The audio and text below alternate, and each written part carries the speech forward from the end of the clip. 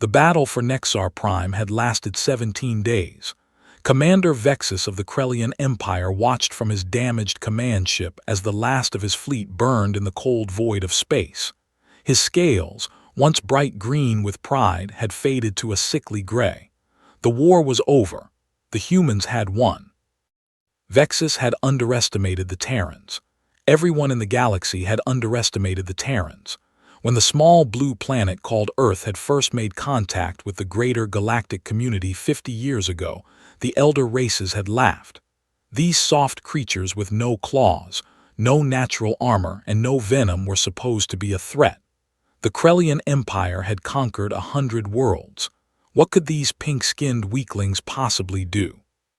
Now Vexus knew the answer: they could win. The Krellian Empire had started the war 3 years ago. They wanted Earth's solar system for its rich asteroid belts and the gas giants that could fuel their ships for centuries. The humans had refused to surrender. They had refused to become slaves. They had refused to die quietly. Instead, they had fought back with a fury that shocked the entire galaxy. Vexus looked at the tactical display one last time. Of his original fleet of 2,000 ships, only 43 remained. Most were too damaged to fight. His soldiers on the ground had sent their final messages. They were surrounded. They had no food, no water, and almost no ammunition. The battle was truly over. A young communications officer approached him with shaking hands. "Commander, the Terran flagship is hailing us. They want to discuss surrender terms."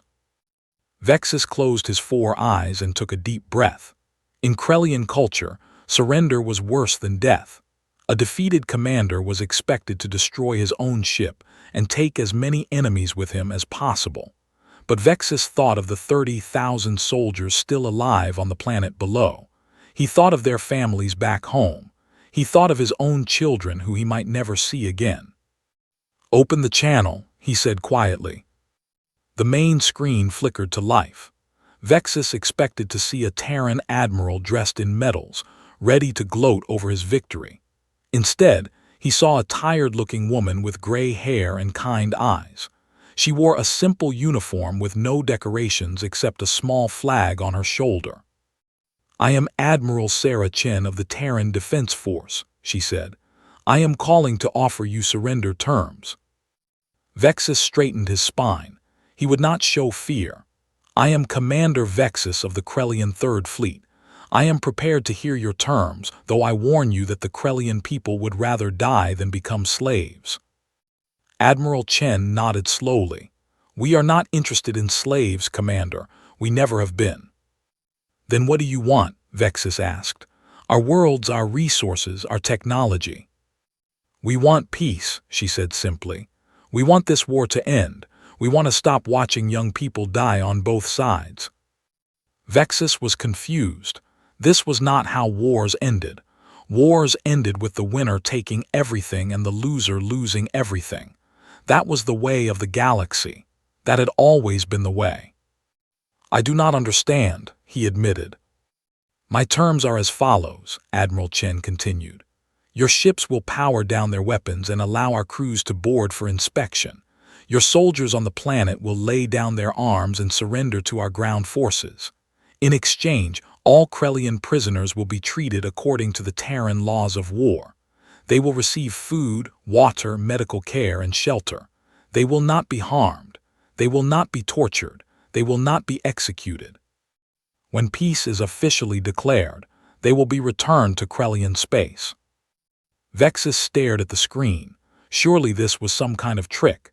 In all of galactic history, he had never heard of such terms. When the Valnorian hegemony defeated the Strix Confederation, they had executed every single prisoner.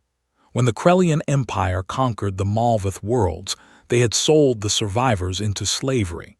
That was how things were done. "You would let us live?" he asked slowly. "Yes. You would feed and heal our soldiers, the same soldiers who killed your people." "Yes."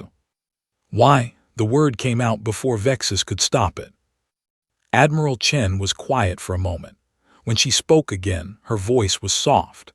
"Because mercy is not weakness, Commander. because your soldiers were following orders just like mine, because somewhere in Krellian space there are families waiting for their loved ones to come home, because we have already won this battle and there is no honor in killing those who cannot fight back. Vexus felt something strange in his chest. It took him a moment to recognize it as hope. And what guarantees do I have that you will keep your word? The Admiral smiled slightly. None except my word itself, but I give it freely. No Krellian prisoner will be harmed under my command. Across the galaxy, in millions of homes and ships and stations, beings were watching this conversation. The Terrans had broadcasted on all frequencies. They wanted everyone to see. They wanted everyone to know. On the bridge of the Valnorian flagship, Admiral Thex watched with his mouth hanging open. The Valnorians had been the dominant power in this sector for 10,000 years. They had watched the Terrans fight the Krellians with growing concern. The humans had proven to be surprisingly effective warriors. But this was something else entirely. They are offering mercy, Thex whispered. Why would they offer mercy? His tactical officer had no answer. In the merchant union stations, traders paused their negotiations to watch. The merchants were neutral in most conflicts, but they kept careful records of everything. They knew that wars shaped the galaxy, and whoever won the wars eventually controlled trade, but they had never seen anything like this. Are they fools? Asked Trader First Class Melvin. They have the Krellians beaten. Why not take everything? Perhaps they are weak, suggested another trader. But even as he said it, neither of them believed it. The Terrans had just destroyed the third largest fleet in the known galaxy. Weakness was not the right word. On Nexar Prime, Krellian soldiers huddled in their bunkers and listened to the broadcast through their damaged communication devices. They had been expecting death. They had been preparing their final prayers. Instead, they heard something impossible. Sergeant Crix looked at his squad. They were all young, barely out of training. Most of them had never wanted to fight. They had been drafted when the war started, pulled away from their families and their dreams. Now they sat in the mud and the dark, waiting to die. "Did you hear that?" whispered Private Venn. "They said we would be treated well. They said we could go home."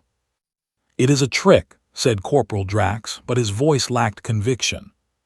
"What if it is not?" Venn asked. "What if the Terrans are different?" Crix did not know what to think. Everything he had been taught told him that enemies were cruel. Everything he had been taught told him that surrender meant slavery or death. But the human admiral had sounded sincere. She had sounded tired and sad and honest. "We wait for orders," Crix said finally. "Commander Vexus will tell us what to do." Back on the command ship, Vexus made his decision. He had served the Krellian Empire for 40 years. He had fought in a dozen campaigns. He had followed orders even when he disagreed with them. But now, facing this strange enemy who offered peace instead of death, he chose to believe. "I accept your terms, Admiral Chen. I will order my forces to surrender." Admiral Chen nodded. "Thank you, Commander. You have made a wise choice. Please inform your soldiers that Terran medical teams will begin landing within the hour. Anyone who is injured will be treated first." The channel closed. Vexus turned to his crew, who were staring at him with a mixture of shock and relief. "Send the order to all units," he said. "The war is over. We surrender." The broadcast went out across the entire fleet and down to the planet below. 30,000 Krellian soldiers heard the news. Many of them wept. Some prayed. A few refused to believe it until Terran transports actually landed, and human soldiers stepped out with medical supplies instead of weapons. The galaxy watched in stunned silence as the most feared warriors in human history gently helped wounded Krellians onto stretchers. They watched as Terran medics worked to save Krellian lives. They watched as human soldiers shared their food and water with their defeated enemies. No one knew what to think. No one knew what this meant for the future of the galaxy, but everyone knew that something had changed, something important. The news spread faster than light itself. Every species with access to the Galactic Communication Network heard about what had happened at Nexar Prime. Within hours, the story was being discussed in every corner of known space. In the capital of the Valnorian hegemony, the High Council gathered for an emergency session. The Valnorians were an ancient race, their civilization stretching back over 100,000 years. They had seen empires rise and fall. They had seen new species emerge and old ones fade away. They thought they had seen everything. They had not seen anything like the Terrans. High Counselor Zeth stood before the assembly, his silver robes catching the light of the great crystals that illuminated the chamber. His face was troubled. "We have all witnessed what occurred at Nexar Prime," he began. "The Terrans defeated the Krellian Third Fleet and accepted their surrender. This in itself is not unusual. Wars end. Fleets are defeated. What is unusual, what is unprecedented, is what happened after." He activated the display behind him. Images appeared showing Terran soldiers helping Krellian wounded, showing Terran ships delivering supplies to the surrender camps, showing Krellian prisoners being given clean water and warm food. "The Terrans are treating their defeated enemies with kindness," Zeth continued. "They are healing them, feeding them. They have made no demands for territory beyond their original borders. They have asked for no tribute. They have not enslaved a single Krellian. They have not executed a single prisoner." A murmur ran through the council chamber. This was wrong. This was not how things were done. Elder Counselor Marvex rose from his seat. He was the oldest member of the council, nearly 3,000 years old. His scales had faded to white with age, but his mind was still sharp. "This is obviously a deception," he said firmly. "The humans are new to the galaxy. They lack the experience to understand how power works. They are trying to appear strong by appearing generous, but in truth, they are simply too weak to enforce proper terms. When we see the Krellians recover and strike back, we will know the truth." "With respect, Elder," said a younger counselor named Sith, "I am not certain that is correct. The Terrans destroyed almost 2,000 Krellian warships. They captured 30,000 soldiers. They could have demanded anything they wanted. Instead, they asked for peace." "Then they are fools," Marvex replied. "The galaxy does not reward mercy. The galaxy rewards strength. The Krellians will see this weakness and exploit it." Zeth raised his hand for silence. "That is precisely what we must determine. Are the Terrans weak, or are they playing a game we do not understand? Either way, they have become the most discussed species in the galaxy. Every power is watching them now. Every power is trying to understand them." "What do we know of their history?" asked another counselor. Zeth nodded to his aide, who brought up a new display. "The Terrans come from a single planet called Earth. They have been a spacefaring species for only 300 years, though they developed technology independently rather than receiving it from outside sources. Their history is—" He paused, searching for the right word. "Their history is violent," he continued. "They have fought among themselves constantly. Wars, rebellions, conflicts over territory and resources and ideas. By any normal measure, they should have destroyed themselves long ago. Instead, they survived. They even thrived." "Clearly they are a species of warriors," said Elder Marvex. "This supports my theory. They know only war. They do not understand the aftermath of war." "Perhaps," Zeth said slowly, "but there is something else, something that appears repeatedly in their history." He brought up more images. "After many of their greatest conflicts, they showed mercy to their defeated enemies. They helped rebuild destroyed nations. They forgave ancient grudges. They turned enemies into allies." The chamber fell silent. This was not possible. This was not how civilizations survived. Counselor Sith leaned forward. "You are saying that the Terrans have practiced this behavior before, that it is not a one-time mistake." "According to their own historical records, yes. They have done this many times. They defeated enemies and then helped them become prosperous again. Some of their closest allies today were once their most bitter enemies. "That is insane," said another counselor. "Why would anyone do such a thing? A defeated enemy should be kept weak, otherwise they will rise again and seek revenge." "And yet," Zeth said quietly, "the Terrans claim that their method works. They claim that mercy creates loyalty where cruelty creates hatred. They claim that a former enemy who is treated well will become a better friend than a former enemy who is treated badly." The council debated for hours. They could not agree on what the Terran behavior meant. Some believed it was weakness. Some believed it was a trap. Some believed it was simple stupidity. A few, very quietly, wondered if the Terrans might actually be right. Meanwhile, in Krellian space, a different kind of discussion was taking place. The Krellian Empire had lost a fleet, but the Empire itself remained strong. Emperor Vortax sat on his throne and listened to reports from his advisors. His great claws gripped the armrests tightly, leaving deep scratches in the ancient metal. "The Terrans have begun returning our prisoners," said Admiral Kreth. "The first transport ships arrived this morning. 3,000 soldiers, all of them healthy and well-fed." "Healthy?" the Emperor repeated. "You are telling me that our enemies healed our soldiers and sent them back to us?" "Yes, Majesty. They also provided medical records and treatment notes. They wanted us to know what injuries had been treated and what medications had been used. They wanted to make sure our doctors could continue the care." Emperor Vortax did not understand. He had been prepared for anger.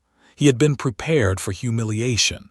He had been prepared for his soldiers to return broken and tortured if they returned at all. He had not been prepared for this. "What do they want in return?" "Nothing, Majesty. They have asked for nothing except a formal peace treaty. They want the war to end. They want their original borders to be recognized. They want normal trade relations to begin." "There must be something else, some hidden demand, some secret price." "If there is, they have not revealed it. Their ambassador has been completely transparent about their terms. They want peace, nothing more." The Emperor turned to his intelligence chief. "What have your spies discovered? What is their true goal?" The intelligence chief bowed low. "Majesty, we have observed the Terran prisoner camps extensively. We have interviewed returning soldiers. We have analyzed every piece of data we could find, and I must report." He hesitated. "Speak," the Emperor commanded. "I must report that we have found no evidence of deception. The Terrans appear to be genuinely merciful. They treated our soldiers well because they believed it was the right thing to do." Emperor Vortax stood from his throne and walked to the great window that overlooked the capital city. Below him, millions of his subjects went about their daily lives. They did not know yet about the mercy of the Terrans. They expected the prisoners to be dead or worse. "My father taught me that mercy is weakness," he said softly. His father taught him the same thing. For 1,000 generations, the Krellian Empire has been built on strength and fear. We conquered because we were feared. We held our territory because our enemies knew that rebellion meant death. "Yes, Majesty," his advisors agreed. "And now these Terrans come along and show mercy to our defeated soldiers. They feed them and heal them and send them home. They ask for nothing in return except peace." He turned back to face his advisors. "What do you think our soldiers will remember? Do you think they will remember the empire that sent them to die? Or do you think they will remember the enemy that saved their lives?" No one answered. No one needed to.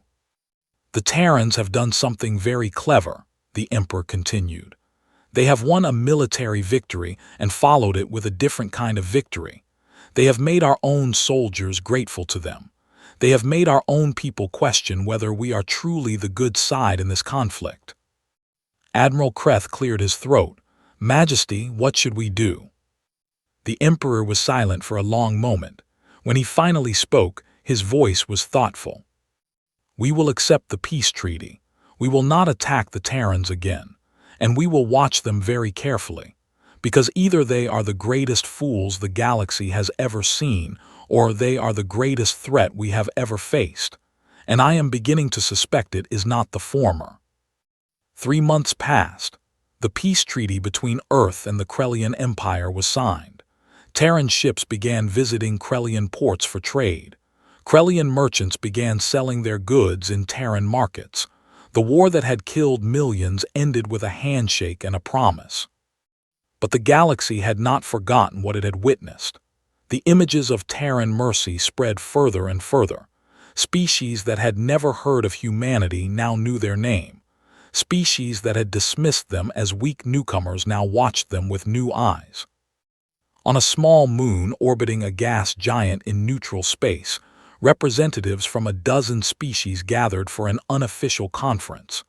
They were scholars and observers, beings who studied civilizations rather than leading them. They wanted to understand what the Terrans had done and what it meant.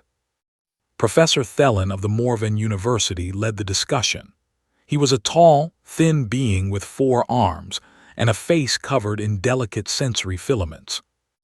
"Let us begin with the basic question," he said.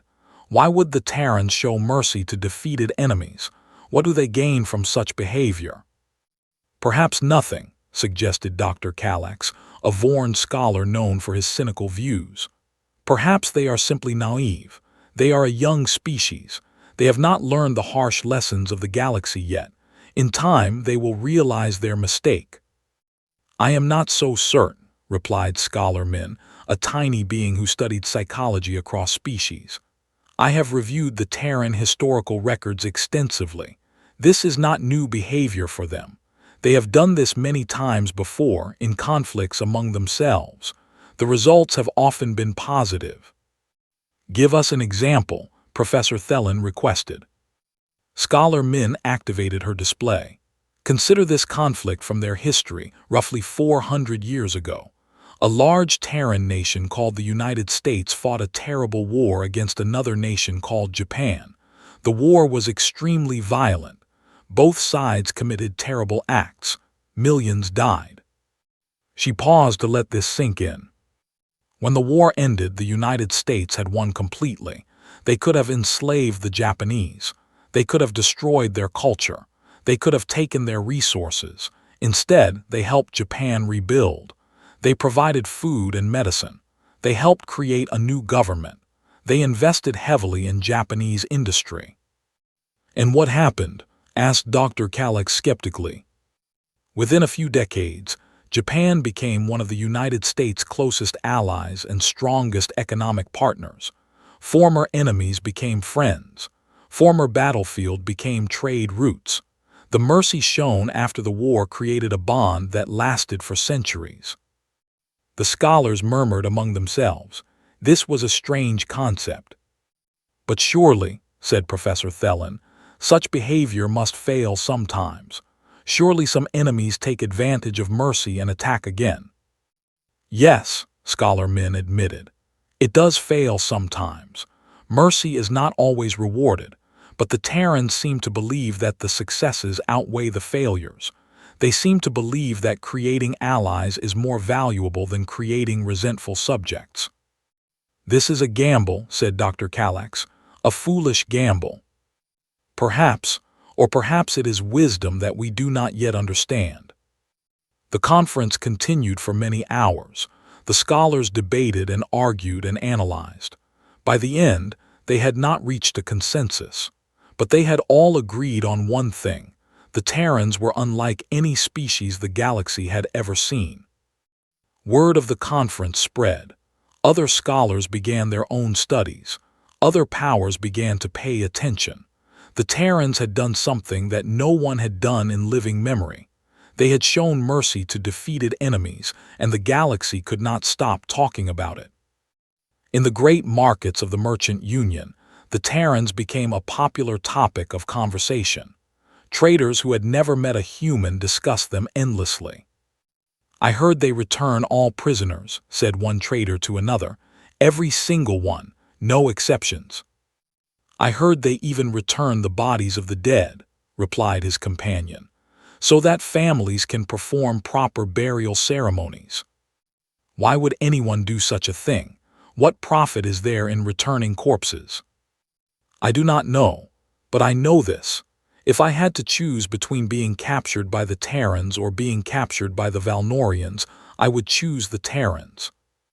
So would I, the first trader admitted. So would anyone with sense. This was the part that worried the Elder Powers most. The Terrans were not just winning battles. They were winning something more important. They were winning hearts. They were winning trust. They were making the other species of the galaxy think that maybe, just maybe, there was a better way to do things. On the Valnorian homeworld, High Counselor Zeth received report after report about the changing attitudes in the galaxy. Species that had been loyal to the hegemony for thousands of years were now asking uncomfortable questions. Why did the Valnorians execute prisoners? Why did the Valnorians demand tribute from conquered worlds? Why could the Valnorians not be more like the Terrans? This is dangerous, Zeth told the council.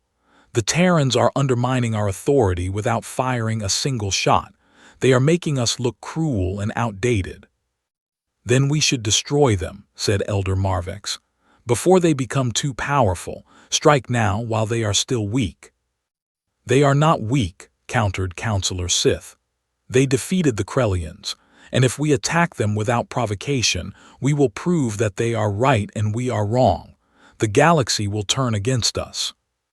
Then what do you suggest? Sith thought carefully before answering. Perhaps we should learn from them. Perhaps we should show that we too can be merciful. The suggestion was met with outrage. The Valnorians were proud. They had ruled their sector for 100,000 years. They did not need to learn from infant species like the humans.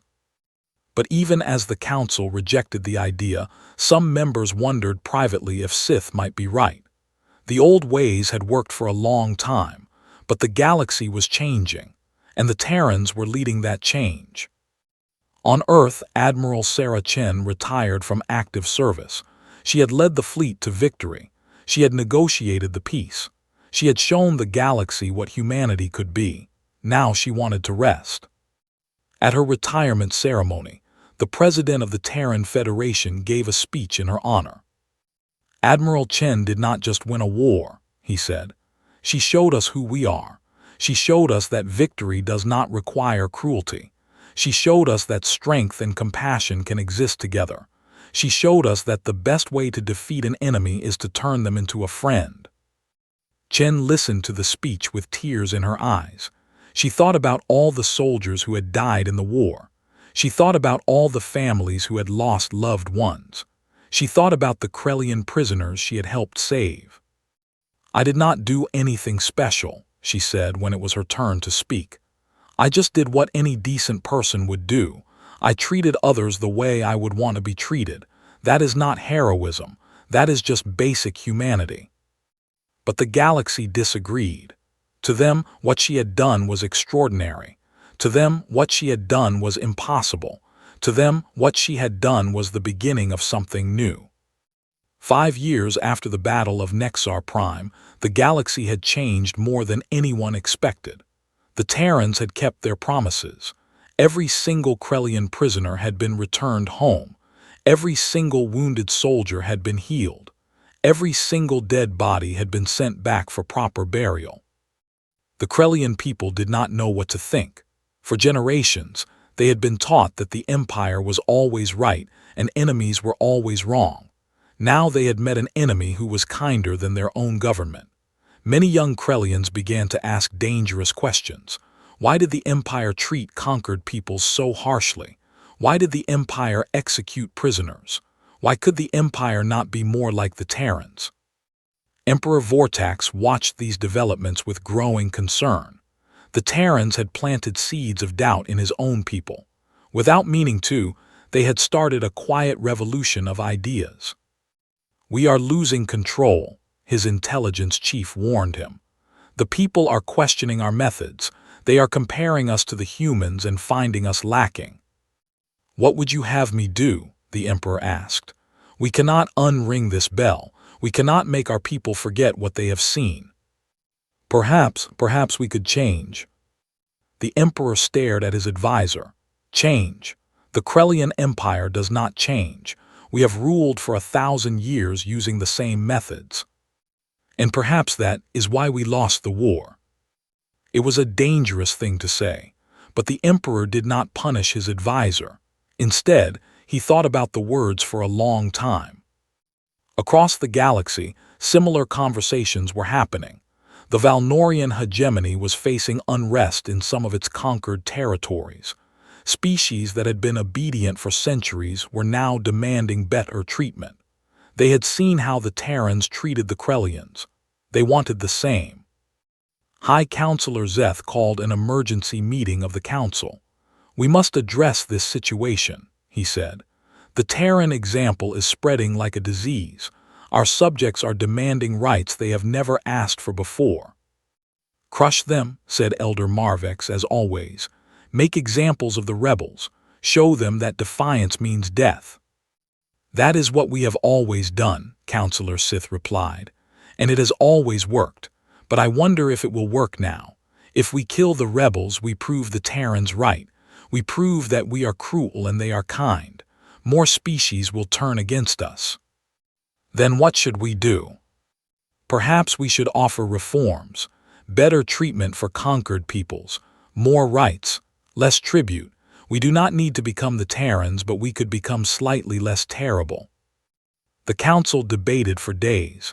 In the end, they approved a small set of reforms. Conquered species would be allowed to keep more of their resources. Prisoners would no longer be executed automatically. It was not much, but it was something. And they did it because of the Terrans.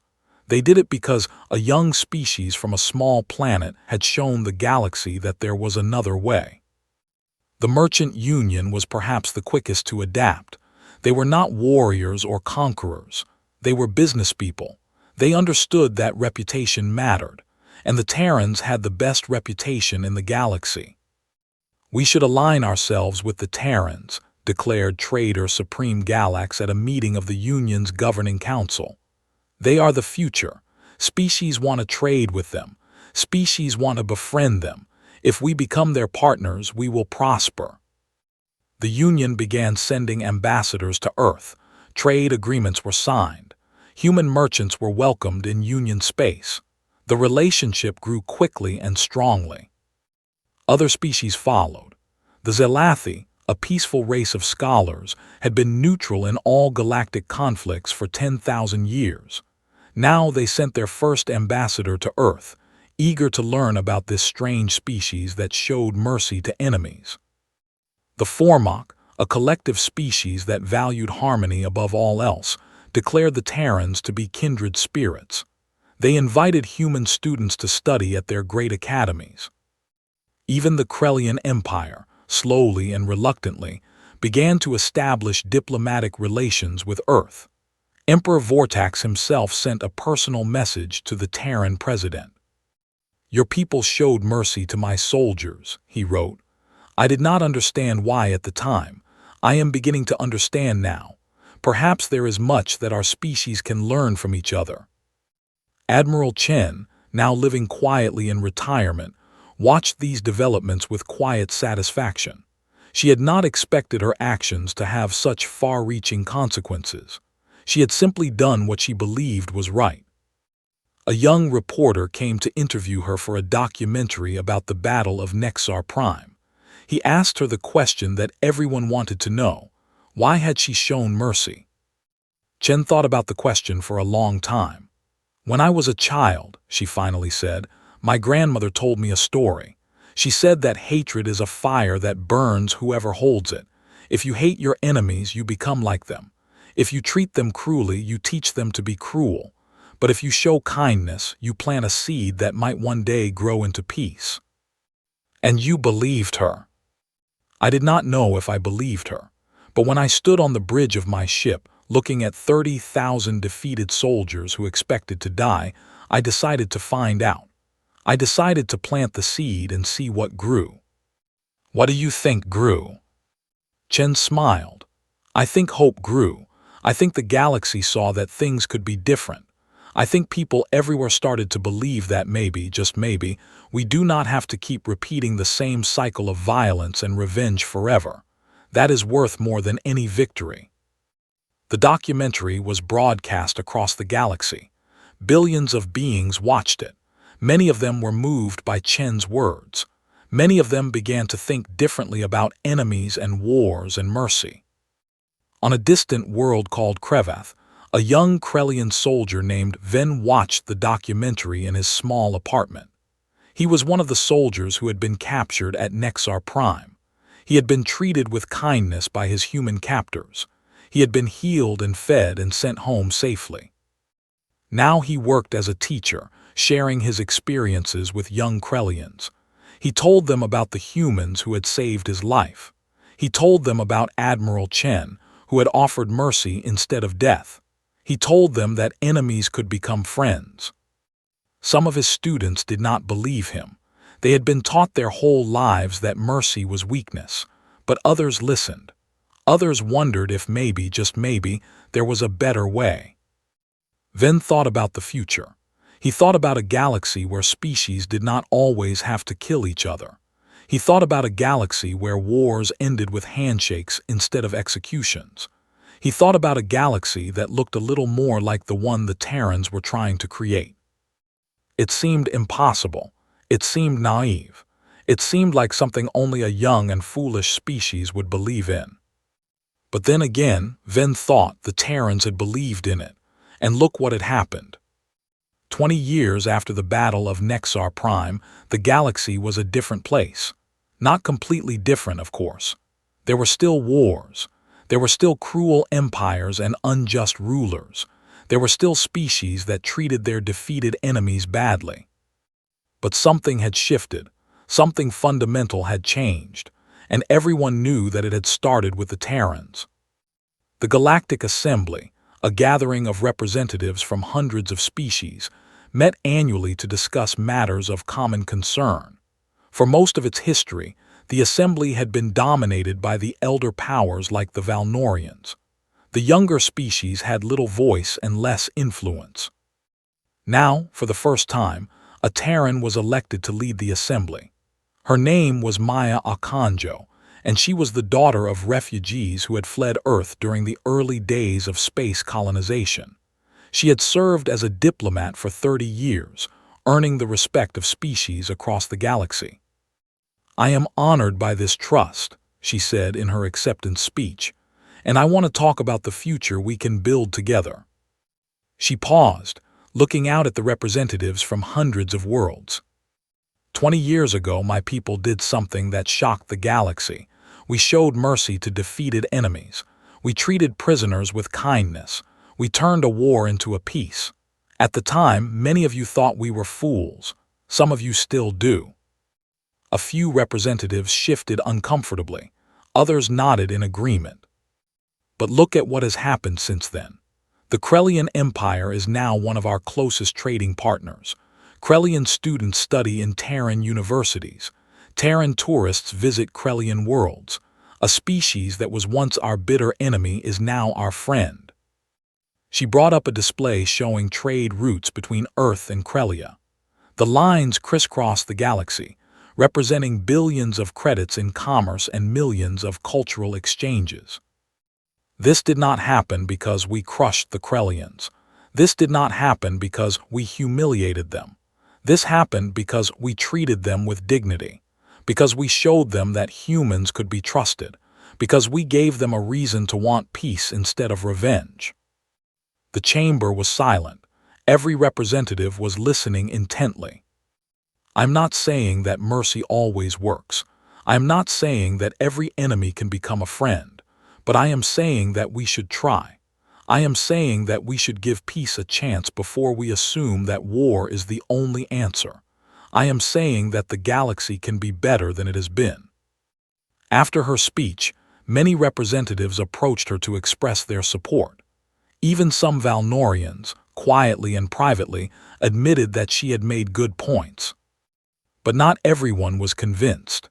In the shadows of galactic politics, there were still those who believed that power came only from strength and fear. They looked at the Terrans and saw not wisdom but weakness. They began to plan.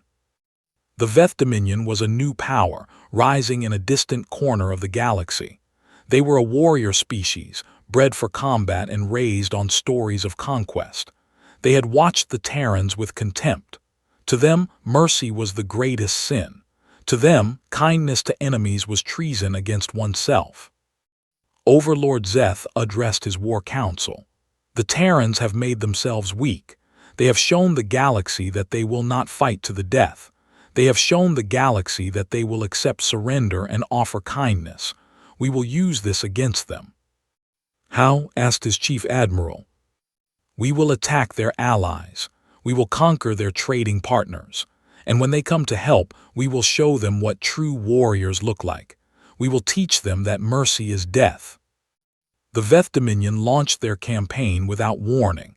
They attacked several small worlds that were under Terran protection.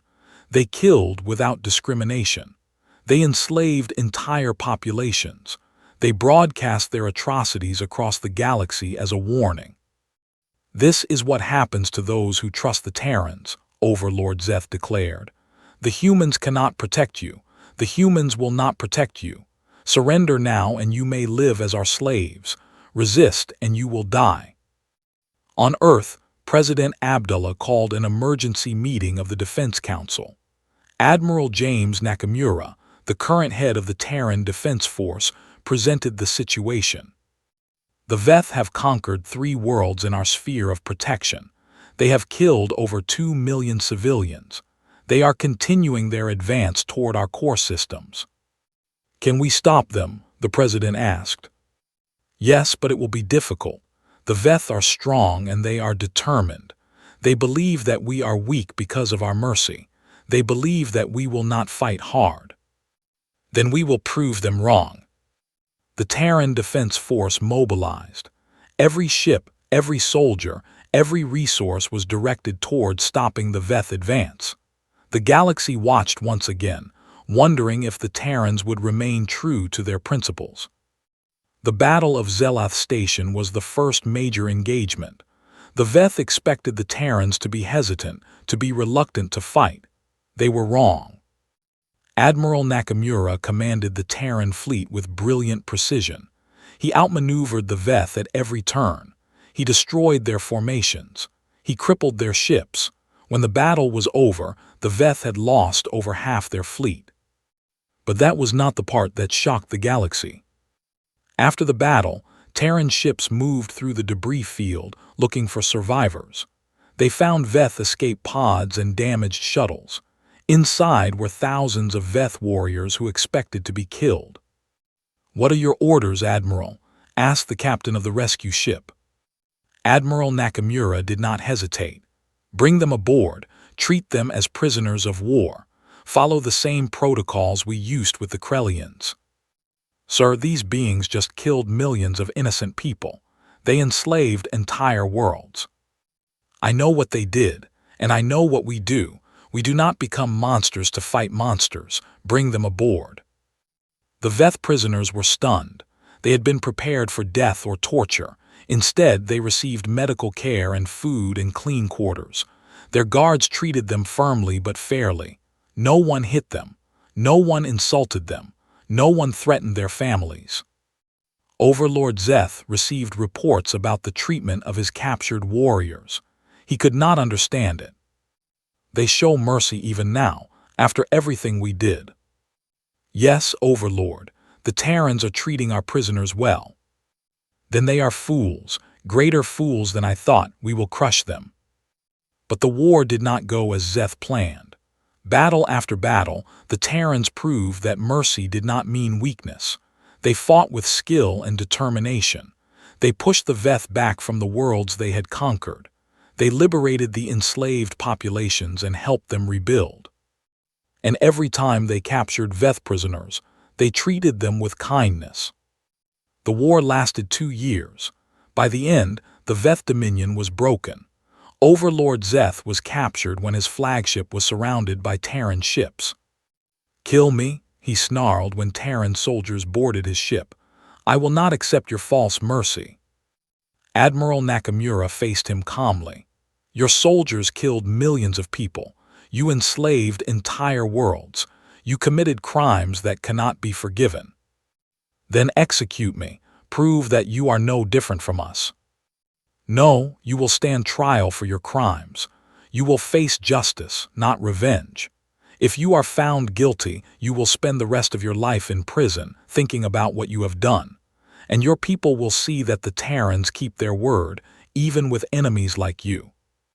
Overlord Zeth was tried by a joint tribunal of Terran and allied judges.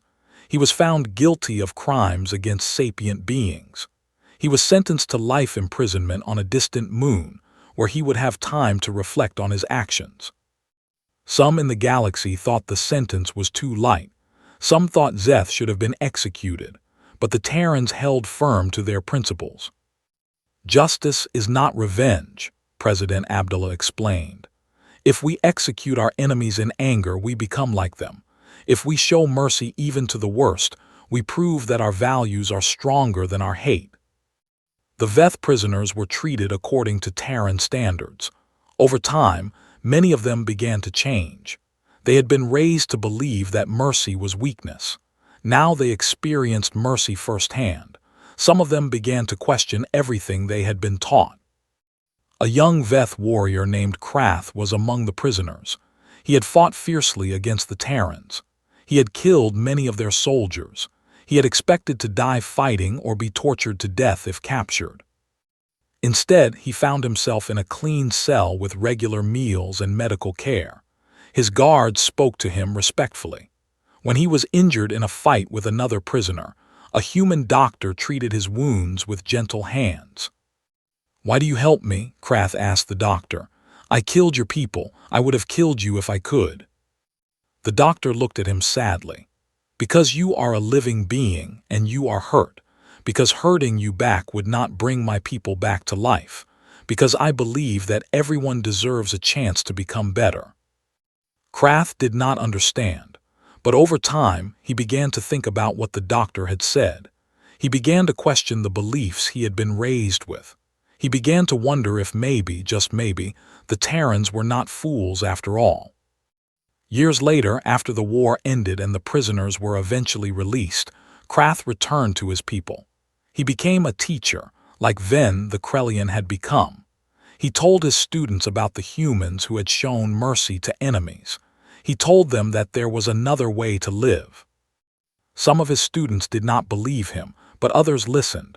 Others wondered. And slowly, generation by generation, the Veth began to change. This was the Terran legacy. Not the battles they won, but the minds they changed. Not the enemies they defeated, but the friends they made. Not the power they displayed, but the values they embodied.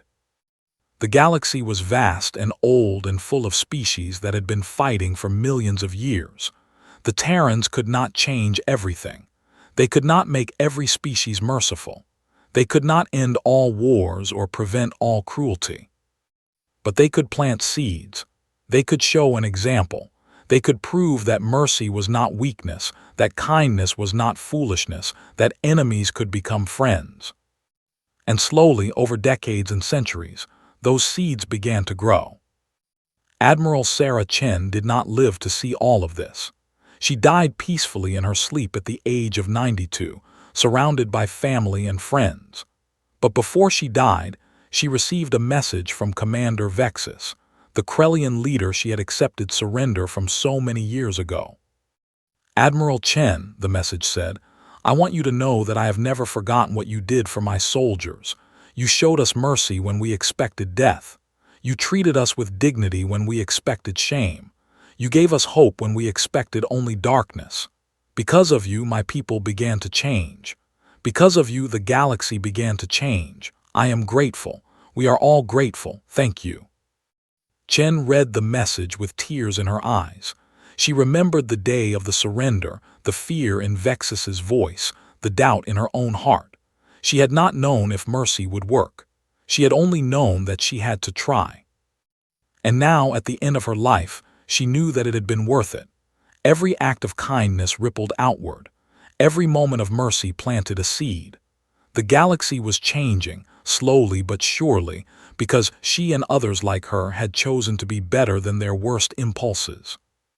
This was the true victory, not the battles won or the territory gained, but the simple proof that compassion could survive even in the darkness of space, that enemies could become friends, that the cycle of violence could be broken. The Terrans had shown mercy to defeated enemies and shocked the entire galaxy, and in doing so, they had begun to transform it. Someday, perhaps, the galaxy would be a place where mercy was common and cruelty was rare. Someday, perhaps, species would choose cooperation over conquest, friendship over fear, love over hate. That day had not arrived yet, but thanks to the Terrans, thanks to people like Admiral Chen and Commander Vexus and Krath and Ven and Maya Akanjo, and all the others who had dared to believe, that day was a little bit closer. And that, in the end, was the greatest victory of all.